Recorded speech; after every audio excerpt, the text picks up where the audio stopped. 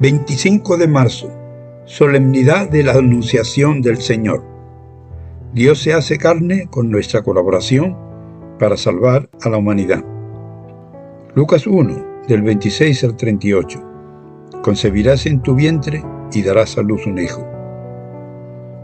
En una pequeña población de Galilea, contemplamos a una joven llamada María, comprometida en matrimonio con un varón descendiente de David llamado José. Se le aparece un ángel, quien le saluda con "El Señor está contigo", y ella queda desconcertada. El ángel la tranquiliza: "No temas, María, porque Dios te ha favorecido", y le anuncia que va a tener un hijo que será llamado Hijo del Altísimo. Ella no comprende cómo puede ser eso, pues aún no convive con José. Pero el ángel le responde: "El Espíritu Santo descenderá sobre ti y el poder del Altísimo te cubrirá con su sombra.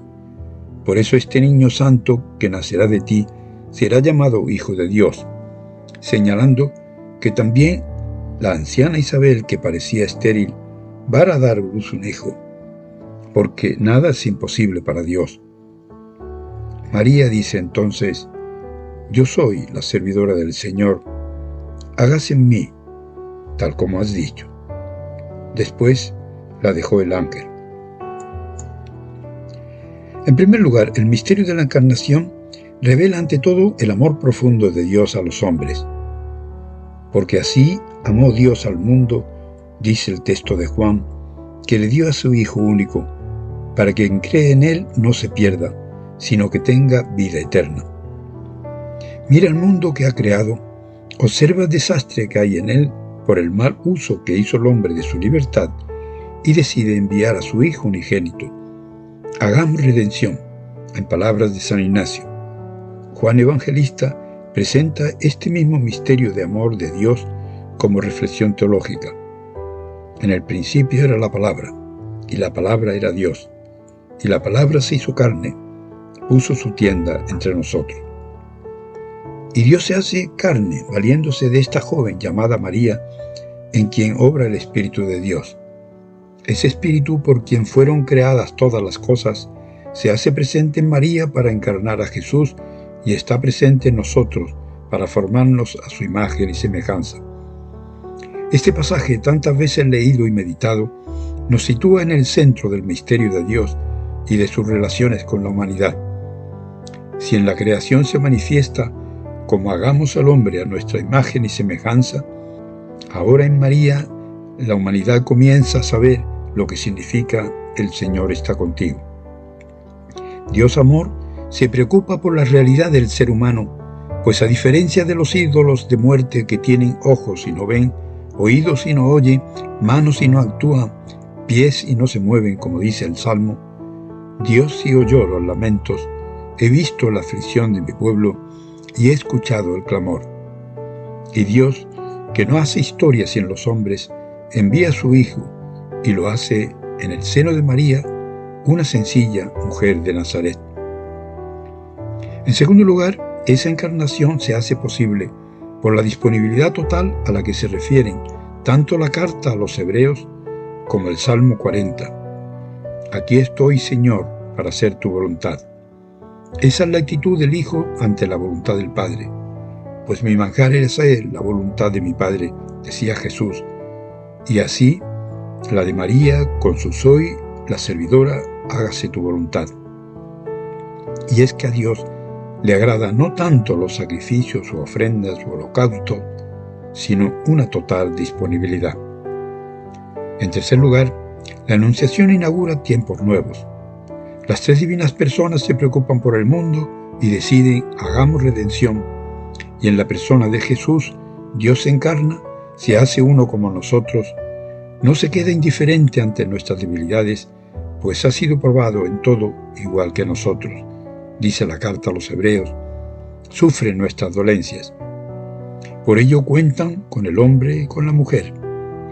María, con su sí, da el consentimiento para que se realice esa obra del Espíritu que establece un parentesco de Dios con los hombres. Porque no nació ni de la sangre, ni de la voluntad de la carne, ni de la voluntad del varón, sino que Dios lo engendró, dice San Juan. María se dispone a la obra de Dios a pesar de los riesgos que corría de ser apedreada o rechazada por haber concebido fuera de la relación matrimonial establecida. La vergüenza pública no detuvo a María para dar su sí a la singular propuesta de ser madre que el ángel le hace.